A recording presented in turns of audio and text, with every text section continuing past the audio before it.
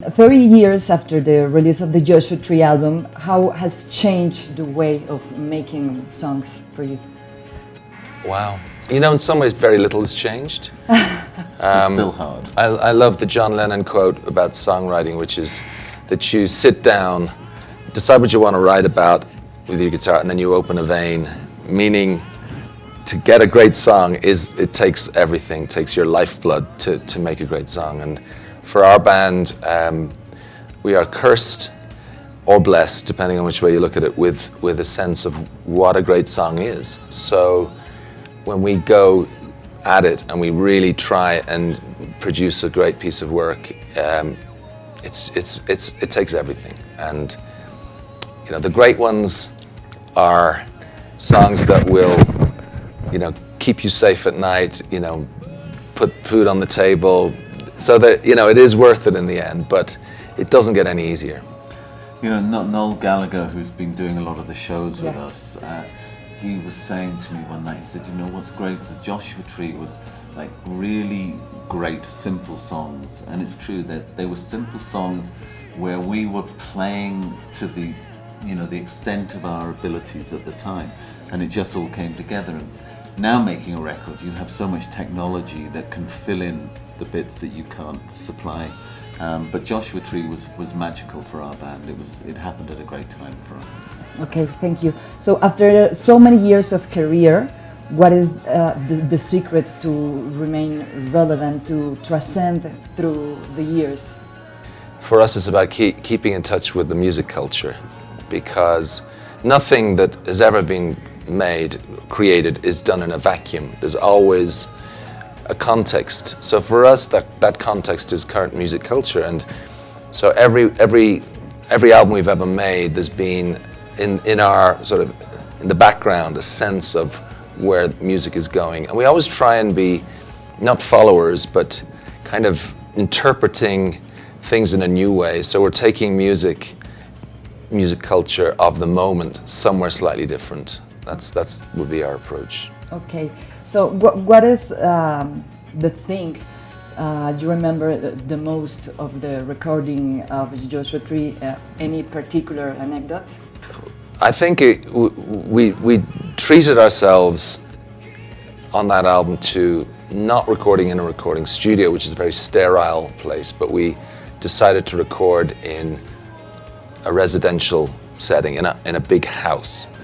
And so we set up in a beautiful house just outside of Dublin in the mountains. Okay. And so when I think about the recording of that album, I think about that house and how much fun it was to make music, not in that sense of formality that you associate with a recording studio, but in an informal, natural, organic way where the songs and the ideas came, and we just really enjoyed the process. And to make it even better, Adam then bought the house, and he still. It wasn't a very big house. It was a very little house.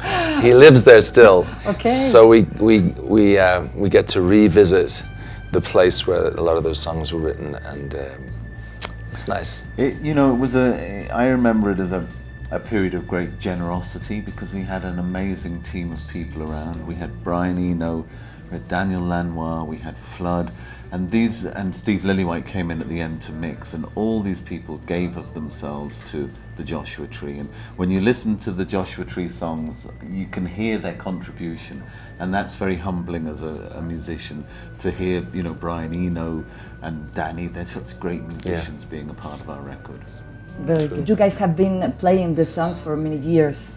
What does it mean for you that these songs have transcended through several generations? It seems to be the case that the Joshua Tree songs are particularly pertinent and relevant today in a way that even 5 years ago they weren't. And that's to do with global events, changes in the politics of various parts of the world, the issues that people are focusing on. So when we play those songs on this tour, they resonate in a way that is unusual since they're 30 years old. They could have been written last week, is the way it seems to us when we perform them. And of course that's in some ways a that's just a coincidence of circumstance, but it did inspire us in some ways to make this a longer tour. We were at one point going to do just a few events, but as we thought about what's going on in the world, Yes.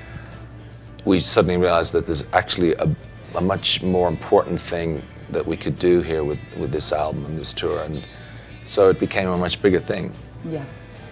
In the world where we are currently living, where terrorist acts occur in many places, now also in a concert, in a show, what do you think we can or we should do to fight violence? It's such a difficult problem. I always believe that when you've got that kind of conflict, at some point, everyone has to sit down and talk. We saw it in Northern Ireland. We had decades of terrorism, of atrocities, of innocent people being killed. But it was only when people sat down and started talking that eventually a solution and a peace was achieved. So, as unthinkable as it might be now, I believe that will eventually be the solution. I think, guns, if you have easy access to guns, these kind of atrocities are going to keep happening.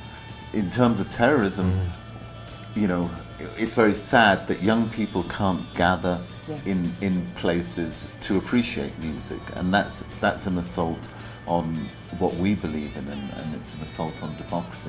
But at the end of the day, without gun control, that is going to continue to happen, whether it's in the hands of terrorists or just in the hands of people who, for whatever reason, go off on a mad rampage.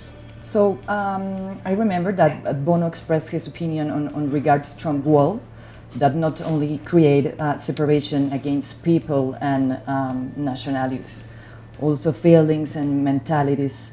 What do you think we can do to not be separated? Well, I think that what's happening is not a new thing. It's happened many times in history where politicians have been opportunistic and have capitalized on people's fear. So I consider so much of what's going on now in North America and in parts of Europe as the politics of fear. And whenever you capitalize on fear, you create division, you make people afraid of one another. So I think the only way to combat that is to do the opposite, which is to work on better understanding, people reaching out to one another. So you undermine fear, and I think that's how you expose what I think is bogus politics. There's nothing progressive, they're not adding anything. They're simply making people afraid, and I think just going the opposite direction is the right response. Okay, guys, the last question. What would be your advice for the musicians or the people who want to make a career in the music industry, like you two? It's all about songs. It's all about great songs. If you've got a great song, it opens every door. In fact, that's what the music business is crying out for. People will beat a path to your door if you write some great songs. So that, and probably getting out there. Haircut is good. Perseverance and playing live. I think that's something that we're starting to lose because of DJ culture. The idea of people with instruments climbing on stage and performing together. I have a feeling that we might start to see the resurgence of live bands simply because it's at this point such a rarity. Tends to be the most precious rare thing is what everyone starts to look for. But playing live is crucial. Okay, so thank you very much, guys. Thank you, Marianna. Thank you, Marianna. Thank you, very nice to meet you guys. Alpha.